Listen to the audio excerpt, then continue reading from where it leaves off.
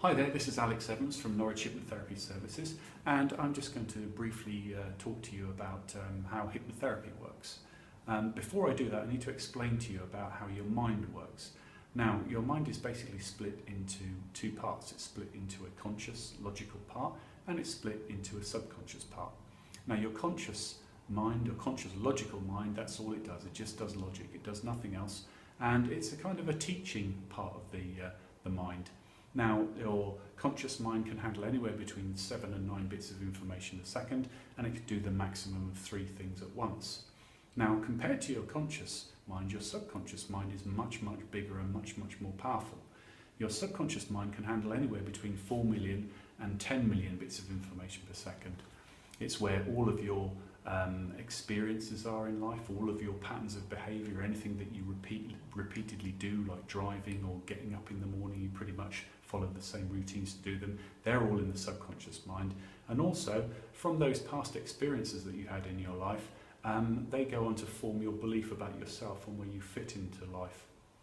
Now, in between your conscious and your subconscious mind, there's a thing called a critical faculty, and it's the mind's filter. And this filter, it understands that the subconscious mind can only handle 7 to 9 bits of information per second, so it only filters back to the conscious, logical mind what it deems to be important. So while you're sitting there listening to me, your subconscious mind is opening and closing up files to make sense of the words that I'm using and to make sense of the sentences and to put them into some kind of context so that you understand what I'm talking about without even having to consciously think about it. So consciously, the mind is not filtered back with not a huge amount of information, only the information that the critical faculty deems as important. Now, everything new that happens to you now, everything that you're experiencing now, has to be compared with something in the past to make sense of it.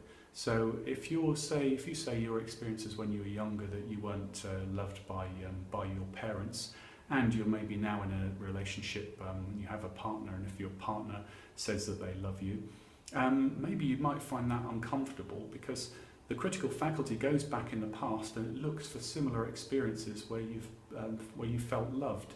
And maybe if you haven't been, you might feel it's uncomfortable when people say those kind of things to you because that's not in your experience.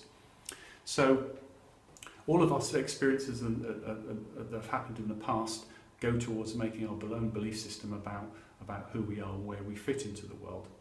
Now, this is where hypnosis comes in. Hypnosis is a guided trance. Now, we're in and out of trance states all of the time, all throughout the day. Probably about 90% of our time, we're actually in a trance. Whenever you're driving in a car and your mind starts to slip and wander, you start to get thinking about your supper when you get back home again, when you're at work and your mind starts to drift, when you start to get tired. All of these trance states are happening all the time. Whenever you're thinking about something and trying to develop something in your mind, you tend to go into a trance state. So trance states, people fall in and out of trances all of the time. So hypnosis, all it is a guided trance state where you're sat down into a chair and you're hypnotized by me or another hypnotherapist. And what they do then is the little critical faculty part of your mind, the part of your mind that filters what goes back to the conscious, is it sort of goes off and has a cup of tea. And you talk directly to the part where the corruptions are in people's minds, the things that are not helping them to make the right decisions in their life, and also the bad sort of patterns of behaviour that they have, where they can be changed actually under hypnosis in this state. So that's basically what I do. It's not frightening at all. People say, can you get it stuck in trance? And the answer's no. Can I make you do stupid things?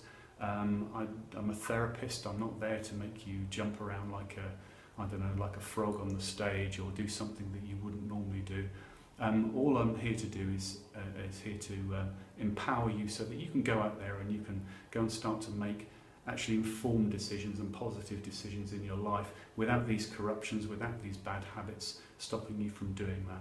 I hope that helps.